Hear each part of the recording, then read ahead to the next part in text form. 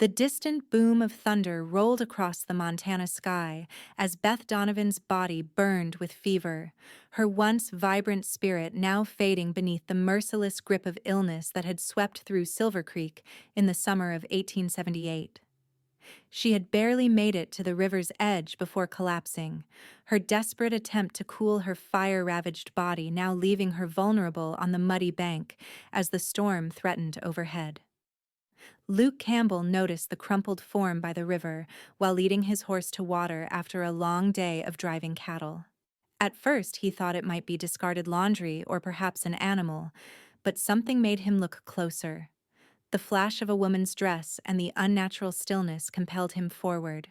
When he reached her side and turned her gently, he found himself looking into the flushed face of Beth Donovan, the schoolteacher who had arrived in town just 4 months prior.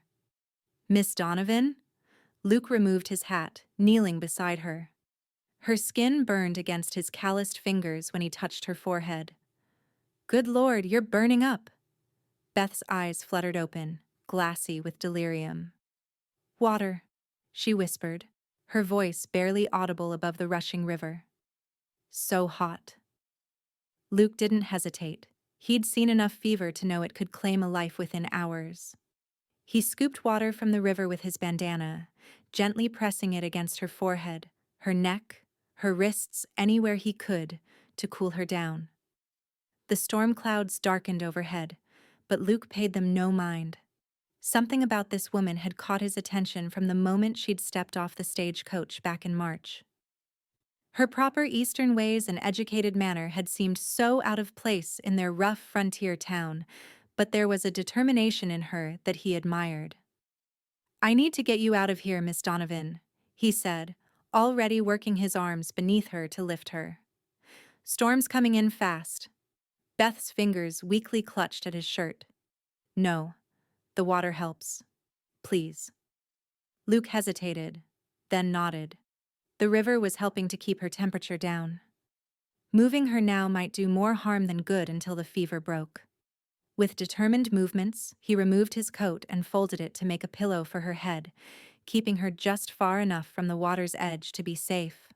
"I'll stay," he promised, surprising himself with his own conviction. "I'll stay right here with you."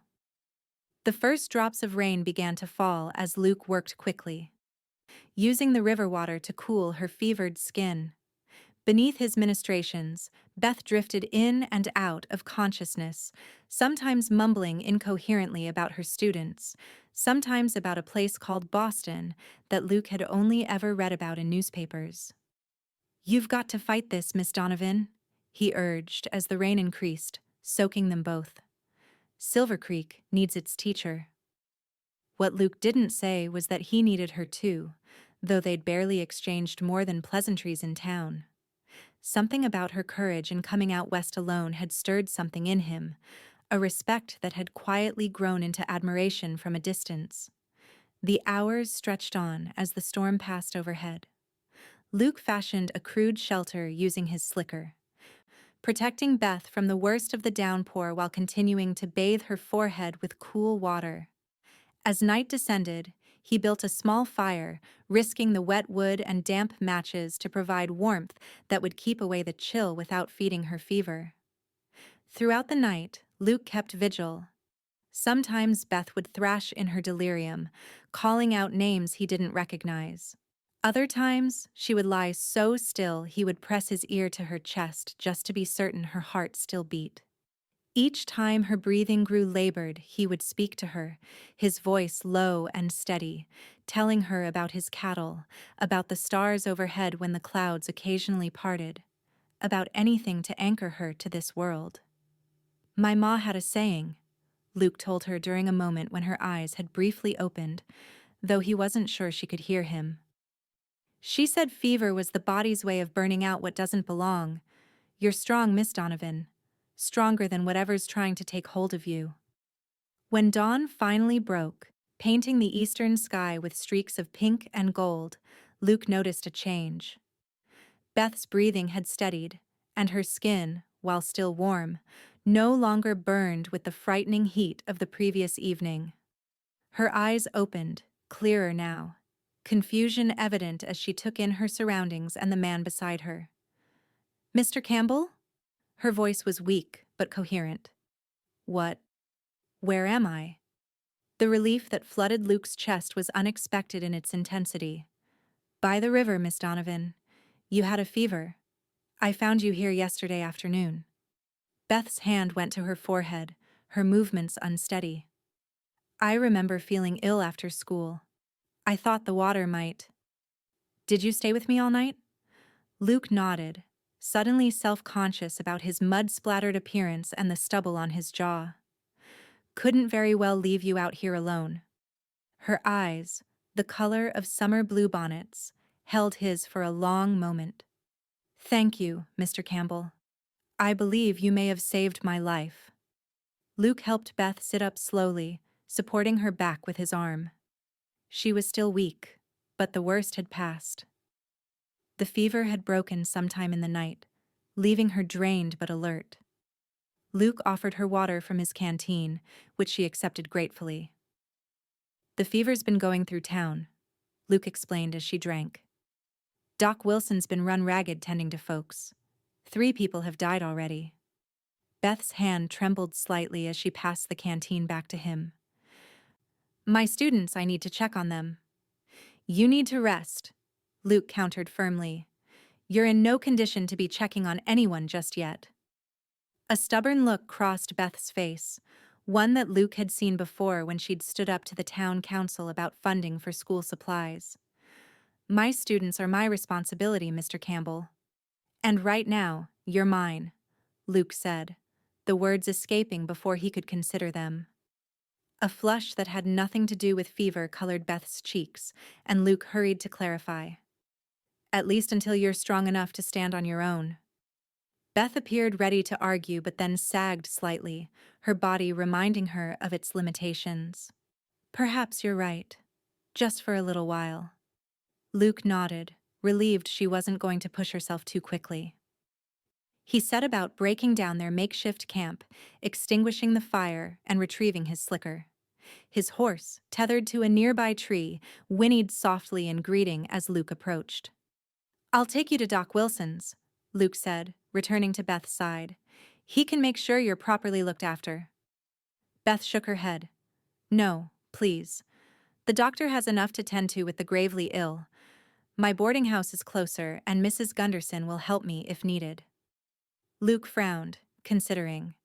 The boarding house was indeed closer than the doctor's office on the other side of town. "All right, but I'm taking you there myself to make sure you arrive safely." He helped Beth to her feet, steadying her when she swayed slightly.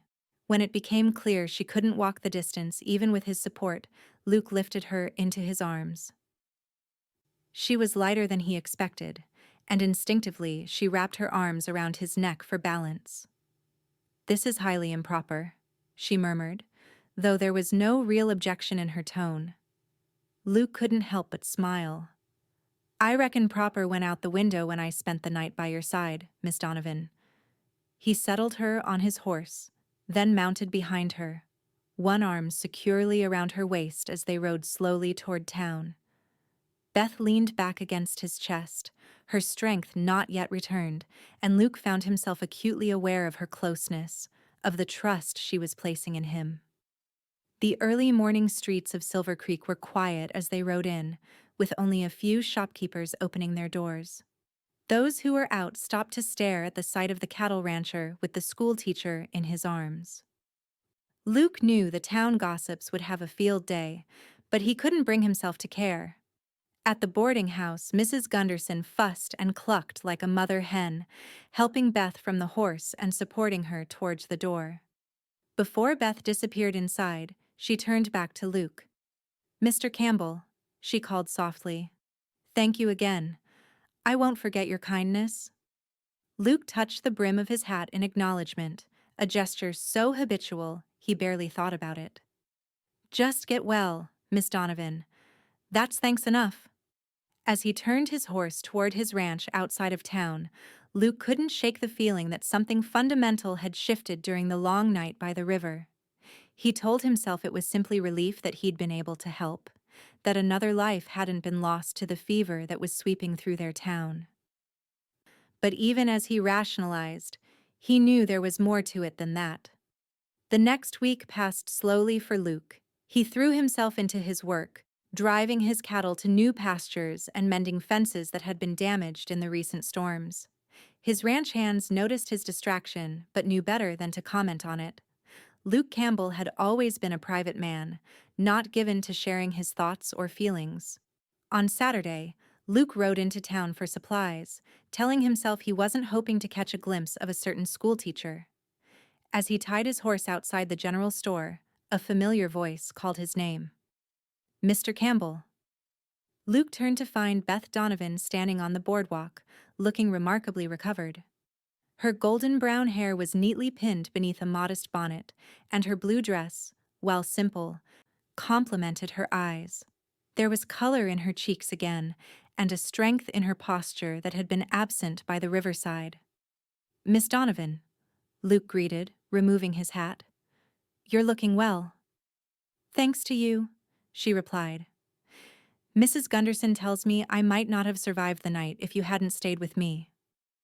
Luke shifted uncomfortably under her grateful gaze. Anyone would have done the same. But it wasn't anyone. It was you. Beth stepped closer, her voice lowering slightly. I've been hoping to see you. I wanted to thank you properly. No need for that, Luke assured her. Perhaps not, but I'd still like to. Would you join me for dinner at the boarding house tomorrow? Sunday dinner is quite good, and Mrs. Gunderson has already said she'd welcome you. Luke hesitated.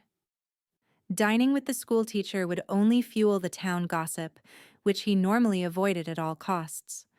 But the hopeful look in Beth's eyes made refusal impossible. I'd be honored, he found himself saying. What time should I arrive? 1 o'clock, Beth replied, a smile brightening her features. And Mr. Campbell? Perhaps you might call me Beth, at least when we're not in front of my students. Luke nodded, a smile tugging at his own lips. Only if you'll call me Luke. Luke, she repeated, as if testing the name. Until tomorrow, then. As Beth walked away, Luke found himself watching her go, hat still in hand, heedless of the knowing looks from townsfolk passing by. For the first time in longer than he could remember, he was looking forward to something other than the changing of seasons or the successful completion of a cattle drive. Sunday arrived clear and warm, a perfect June day that seemed to promise good things. Luke bathed thoroughly, shaved with extra care, and put on his best shirt, the one he usually reserved for Christmas services or funerals. He even polished his boots, an extravagance that earned raised eyebrows from his ranch hand, Mike. Hot date with the schoolmarm? Mike asked, grinning as he leaned against the barn door. Luke shot him a warning look. Just a thank you dinner. Sure, boss, Mike replied, clearly unconvinced. That's why you're wearing your Christmas shirt in June. Luke ignored the comment, mounting his horse and heading toward town with more nervous energy than he'd felt in years. At 28, he'd long since given up on the idea of courtship or marriage. His ranch demanded too much of his time and energy, and the few available women in Silver Creek had shown little interest in a man who preferred the company of cattle to that of people most days. But Beth Donovan was different. Educated and refined, yet practical enough to make a life in the frontier. Strong-willed without being harsh. Kind to her students, even the troublemakers like the Wilson twins who tested every adult's patience. Luke had noticed these things about her from a distance, never imagining he'd have reason to know her better. The boarding house was abuzz with activity when Luke arrived. Sunday dinner was apparently a social event, with several other boarders and guests already gathered in the parlor. Mrs. Gunderson, a stout woman with a perpetual smile, ushered him in with enthusiasm. Mr. Campbell, so good of you to join us. Beth has told us all about your heroic rescue. Luke felt heat rise to his face. It was hardly heroic, madam. Nonsense. Staying all night in that storm, keeping her fever down. If that's not heroic, I don't know what is. Mrs. Gunderson patted his arm. She's in the dining room, helping to set the table. Go on in. Luke made his way to the dining room, where Beth was indeed arranging plates and cutlery with precise movements. She looked up as he entered, and the smile that lit her face made Luke's chest tighten in a way that had nothing to do with his too tight collar. You came, she said, setting down the last plate. I said I would. Luke replied simply. Beth approached him, her eyes taking in his polished appearance. You look very handsome, Luke. The compliment, delivered so directly, caught him off guard. Thank you. You look lovely. The words seemed inadequate for the vision she presented in a dress the color of summer wheat, her hair arranged in soft curls that framed her face. Thank you. She gestured to the table. I hope you don't mind sharing the meal with others. Sunday dinner is something of an institution here. Not at all, Luke assured her, though in truth, he'd been hoping for a more private conversation. The meal was indeed excellent, with roast chicken, potatoes, fresh bread, and more vegetables than Luke typically saw in a month. The conversation flowed easily among the diners, with topics ranging from town news to national politics. Luke found himself drawn into discussions more than once, surprised at how comfortable he felt among these people who were so different from his usual companions. Throughout the meal, he was acutely aware of Beth beside him, of the subtle scent of lavender that seemed to surround her, of the way her hand occasionally brushed his when reaching for the salt or passing a dish. Each accidental touch sent a jolt through him that he struggled to disguise. After the meal, when the other guests had moved to the parlor for coffee, Beth suggested a walk. It's such a beautiful day, it seems a shame to spend it indoors. Luke readily agreed, offering his arm as they stepped outside into the warm afternoon sunshine. They walked slowly down the main street, nodding to those they passed, many of whom watched them with undisguised curiosity. I feel like I'm on display at the county fair, Luke muttered after a particularly obvious stare from Mrs. Peterson outside the millinery. Beth laughed softly. Small towns run on gossip, I'm afraid. By tomorrow, half of them will have us engaged, and the other half will have us in some sort of scandalous arrangement. Luke glanced at her, surprised by her frankness. Does that bother you? Beth considered the question. It might have once. In Boston, such talk could ruin a woman's reputation and prospects. But here, she shrugged. Here, people judge you more by your actions than by gossip. They may talk, but they'll also remember that you're the man who stayed all night by a sick woman's side to keep her alive. They had reached the edge of town, where the buildings gave way to open prairie. Without discussing it, they continued walking, following a faint path that led toward a stand of cottonwood trees in the distance. Tell me about Boston, Luke said after a comfortable silence had stretched between them. What brought you all the way out here? Beth's expression grew thoughtful. I was a teacher there as well, but in a very different environment. Strict rules, rigid curriculum, little room for creativity or adapting to students' needs. When I saw the advertisement for a teacher in Montana Territory, it seemed like an adventure, a chance to build something new. And has it been what you expected? Luke asked, genuinely curious. Yes and no, Beth admitted. The conditions are harsher than I imagined, the winters are brutal, and the comforts I took for granted in the East are scarce. But the children... Her face softened. They're eager to learn in a way my Boston students never were. They value education because they understand how precious it is out here. They reached the cottonwood trees where a fallen log provided a natural bench. Luke helped Beth sit, then settled beside her, careful to maintain a respectable distance. And what about you, Luke Campbell? Have you always been in Silver Creek? Luke shook his head. Came out from Missouri with my pa when I was 16. He had dreams of building the biggest cattle ranch in the territory. A shadow crossed his face. He died 3 years later, kicked by a horse. Left the ranch to me. I've been working it ever since. Beth's hand covered his where it rested on the log between them. I'm sorry. That's a heavy responsibility to take on so young. Luke looked down at their hands, hers so pale and smooth against his sun-darkened, calloused one. It was what he wanted. What I wanted too, I suppose. Just thought we'd have more time to build it together. For the next hour they talked as they never had before. Luke told her about his dreams for his ranch, about the new breeding stock he was saving for, that would improve his herd. Beth shared stories about her students, about the challenges of teaching children from age 6 to 16 in a single classroom with limited resources. As the sun began its westward descent, painting the sky in shades of pink and gold, Luke reluctantly suggested they return to town. He had chores waiting at the ranch, and Beth needed to prepare lessons for the coming week. This has been lovely, Beth said as they walked back, her hand once again resting in the crook of his arm. Thank you for coming today. Thank you for inviting me, Luke replied.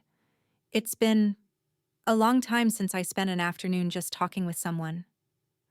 When they reached the boarding house, Luke expected a simple goodbye at the gate. Instead, Beth invited him to step into the small garden at the side of the house, where climbing roses provided a measure of privacy from curious eyes. I've been thinking, she said, once they were alone. The school picnic is next Saturday. The children and their families will all be there. Would you consider attending? As my guest? The invitation surprised Luke. The school picnic was a major event in Silver Creek, one he usually avoided due to the crowds and noise. But the hopeful look in Beth's eyes made refusal impossible. I'd be honored, he said for the second time in as many days. Beth's smile was worth any discomfort the picnic might bring. Wonderful. It starts at noon, by the big oak at the edge of town. Luke nodded, suddenly aware of how close they were standing, of the fading sunlight catching in her hair, of the slight parting of her lips as she looked up at him. For a wild moment he considered leaning down to taste those lips, to discover if they were as soft as they appeared. Instead, he took a step back, removing his hat. Until Saturday then, Beth. Until Saturday, Luke, she echoed, a hint of something like disappointment in her eyes. As Luke rode home in the gathering dusk, his thoughts remained in that rose garden, with the woman who had somehow worked her way past his carefully constructed defenses in the span of a week. He told himself it was gratitude she felt, nothing more. That a cultured woman like Beth Donovan could never truly be interested in a rough cattle rancher with dirt permanently embedded in his hands and only an 8th-grade education to his name. But despite his rational thoughts, hope had taken root in his heart, hope that had been absent for longer than he cared to admit. The week crawled by for Luke, each day seeming longer than the last as Saturday approached.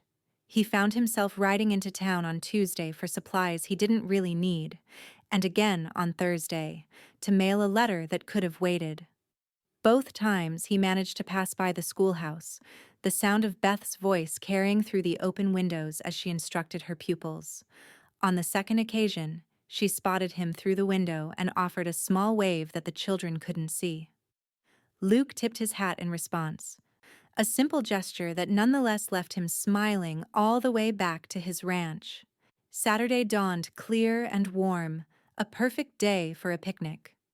Luke spent more time than usual preparing, much to the amusement of his ranch hands.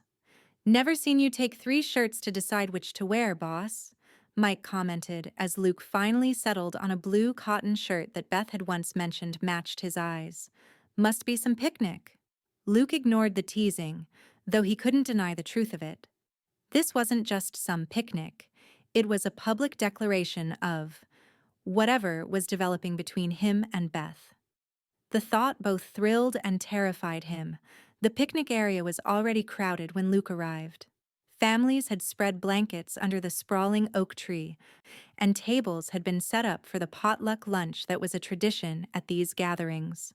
Children darted between the adults, playing tag and other games, their laughter filling the air.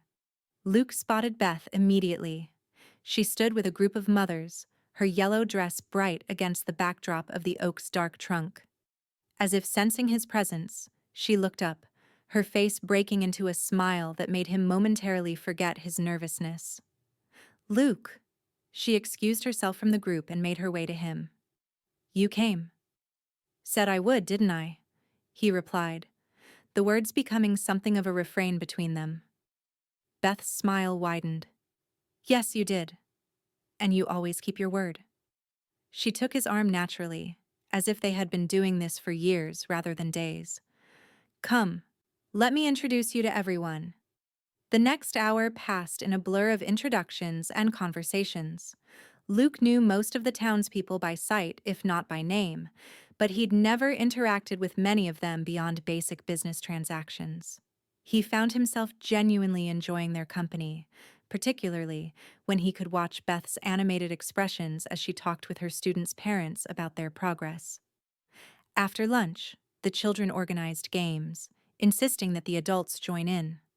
Before Luke quite knew how it happened, he was participating in a three-legged race, his right leg tied to Beth's left, as they attempted to coordinate their movements across the field. Left, right, left, Beth counted, laughing as they stumbled. "We're terrible at this." Luke couldn't remember the last time he'd laughed so freely. They finished the race in last place, collapsing in a heap of limbs and laughter that drew amused looks from the onlookers. "I believe we've provided enough entertainment for one day," Beth said, as Luke untied the cloth binding their legs together. "Let's get some lemonade."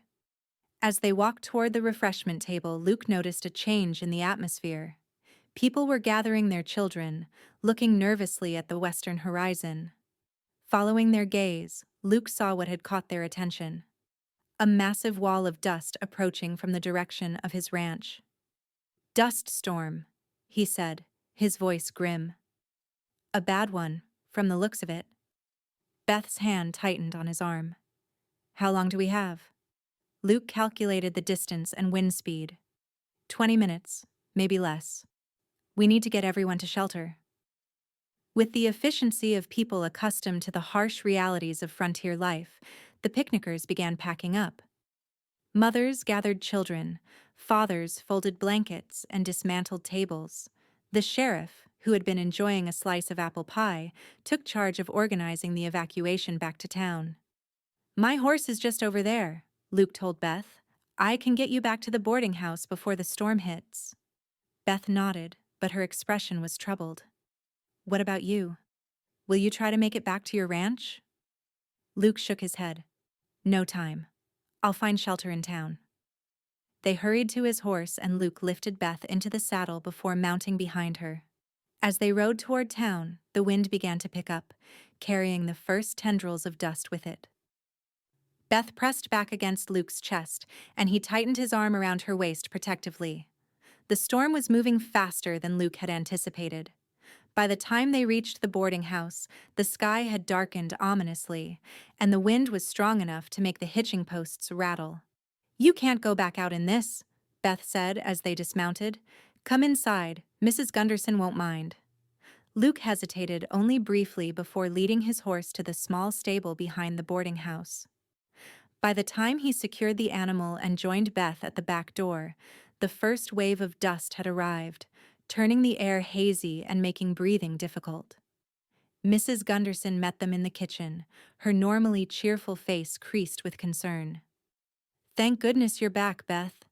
And Mr. Campbell, you're welcome to wait out the storm here."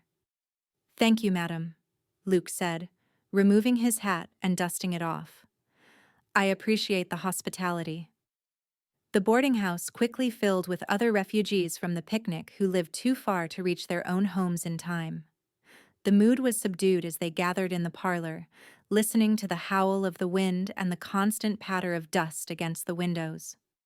Beth moved among the guests, offering water and reassurance, particularly to the children who were frightened by the storm's ferocity. Luke watched her, admiring her calm efficiency and genuine compassion. When she finally returned to his side, her face was tired but composed. "This is a bad one," she said quietly. "Some of the old-timers are saying it might last through the night." Luke nodded grimly. "They're probably right. The sky had that copper look to it before it hit. That usually means a long blow." As predicted, the storm showed no signs of abating as evening approached. Mrs. Gunderson, practical as always, began organizing sleeping arrangements for those stranded at the boarding house.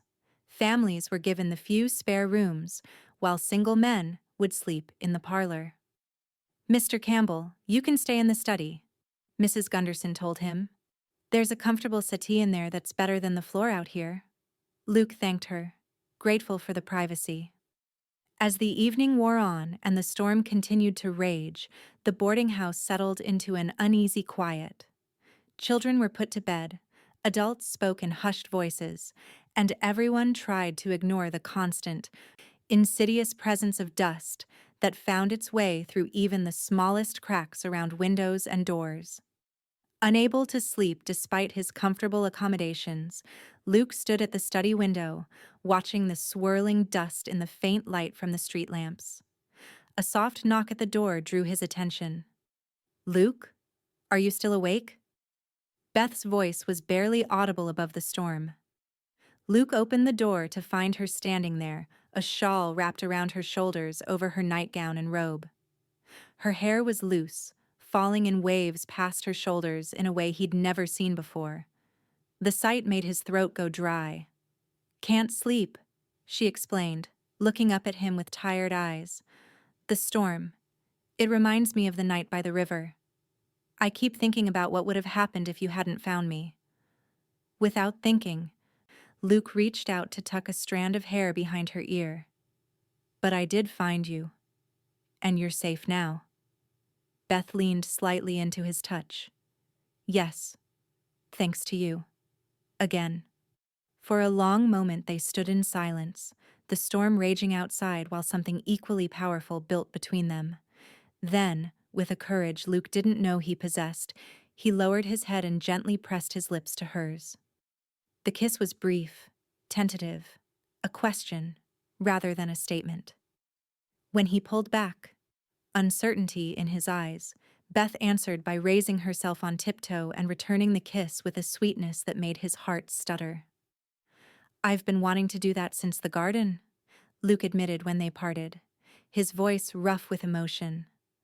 Beth's smile was radiant even in the dim light. "I've been hoping you would." They talked for hours, sitting side by side on the settee, their voices low to avoid disturbing the others. Beth spoke of her childhood in Massachusetts, of her parents who had died within months of each other when she was 20, leaving her alone in the world. Luke told her about his mother, who had returned to Missouri after his father's death, unable to bear the loneliness of ranch life. "Do you ever think of going back east?" Luke asked, the question that had been weighing on his mind finally finding voice. Beth considered it, her head resting against his shoulder. "I used to, in my first months here, when the winter was at its harshest and I was so cold I thought I'd never be warm again. But now," she looked up at him, her eyes serious, "now I have reasons to stay that are stronger than any reasons to leave." Luke's arm tightened around her. "I'm glad to hear that, because I don't think I could follow you to Boston. I'd be like a fish out of water there." "Then it's fortunate I've grown to love Montana," Beth replied, her hand finding his in the darkness. "Even with its dust storms and fevers and all manner of discomforts." They fell asleep like that, side by side on the settee, hands entwined. Mrs. Gunderson found them in the morning when she came to tell Luke breakfast was ready. She simply smiled, closed the door quietly, and told the other guests that Beth was still resting after her recent illness. The storm had passed during the night, leaving Silver Creek coated in a layer of fine dust that would take days to clean away. As Luke and Beth emerged from the boarding house, blinking in the bright morning sunlight. The town was already bustling with activity as people set about repairing minor damage and clearing dust from their homes and businesses. "I should check on my ranch," Luke said reluctantly. "Make sure everyone's all right and assess any damage." Beth nodded in understanding. "Of course. Will I... will I see you again soon?" The hesitancy in her voice made Luke realize she was as uncertain as he was about the nature of what was growing between them. With a newfound boldness, he took both her hands in his. "Beth Donovan, would you do me the honor of accompanying me to dinner at the hotel restaurant tomorrow evening?" Beth's smile could have outshone the sun. "I would be delighted, Luke Campbell." Their courtship progressed with a swiftness that scandalized some and delighted others in Silver Creek. Luke was a frequent visitor at the boarding house, joining Beth for walks after school and Sunday dinners with the other boarders. Beth occasionally rode out to the ranch on weekends, where Luke taught her to ride properly and showed her the improvements he was making to the property.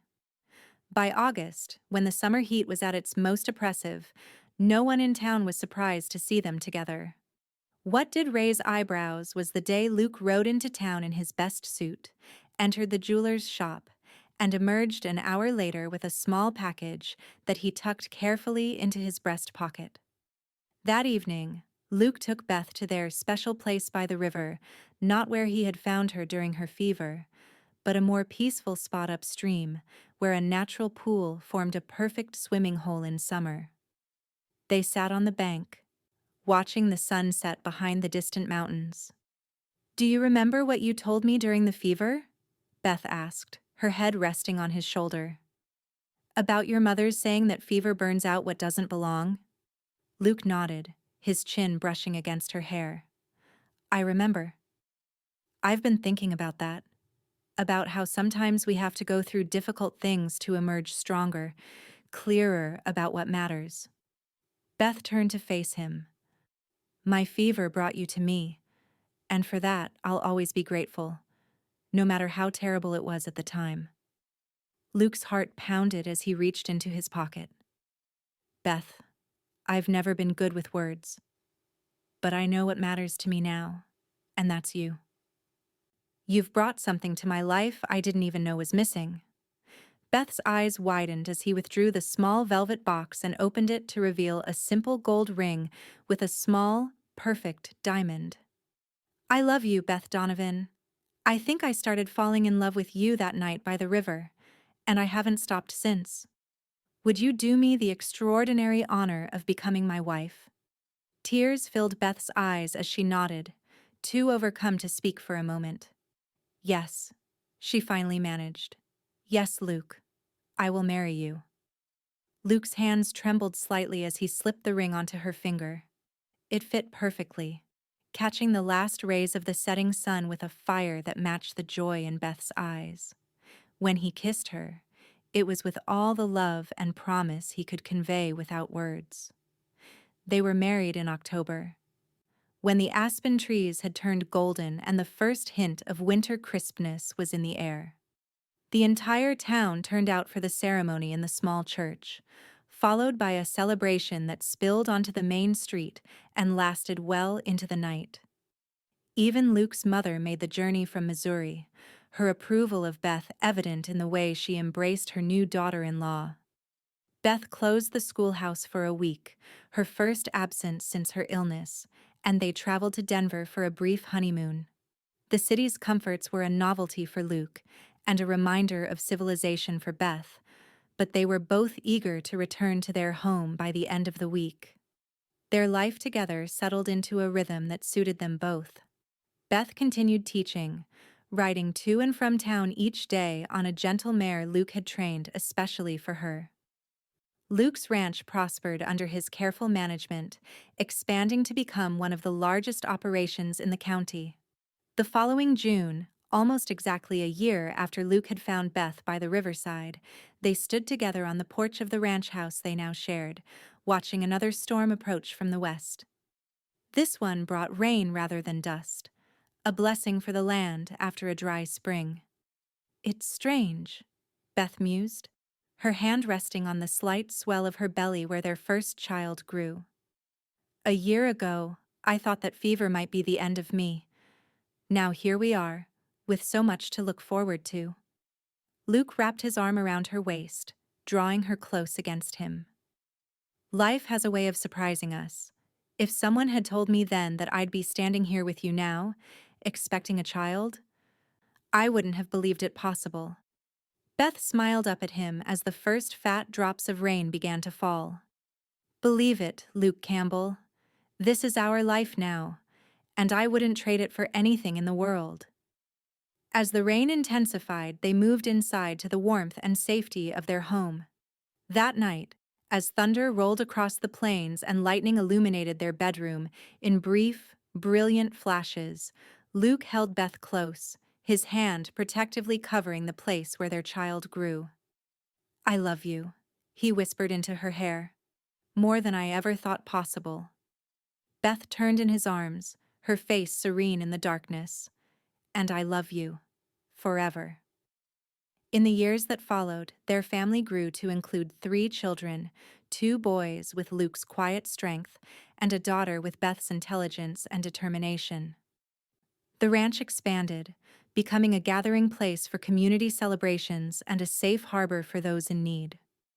Beth continued teaching until their 3rd child was born, then dedicated herself to educating their children and helping Luke manage the increasingly complex business of the ranch. They never forgot how their story began with a fever by the riverside and a cowboy who stayed through the night.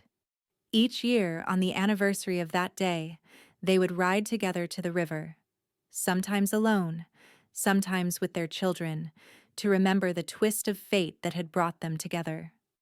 On their 20th anniversary, with their oldest son now helping to run the ranch and their daughter preparing to attend college back east, Luke and Beth once again sat by the riverside at sunset. Gray streaked Luke's temples now, and fine lines had appeared at the corners of Beth's eyes, but the love between them had only deepened with time. "Do you ever wonder what would have happened if you hadn't come to the river that day?" Beth asked, her head resting on his shoulder just as it had countless times before. Luke considered the question. "Sometimes. But then I remember what my mother used to say about certain things being meant to be. I think we would have found each other somehow, even if it hadn't been by this river." Beth smiled, taking his weathered hand in hers. "I believe you're right, but I'm grateful it happened the way it did. That fever may have nearly taken my life, but it gave me something far more precious in return." As the sun disappeared behind the mountains, painting the sky in shades of pink and gold, Luke and Beth Campbell sat hand in hand by the river that had witnessed the beginning of their love story. Behind them, their home waited, warm and welcoming. Before them stretched the future, still full of possibilities even after all these years together. And all around them flowed the river, constant and changing, just like the love that had begun on its banks one fever-stricken evening long ago when a cowboy had stayed until her breathing calmed again.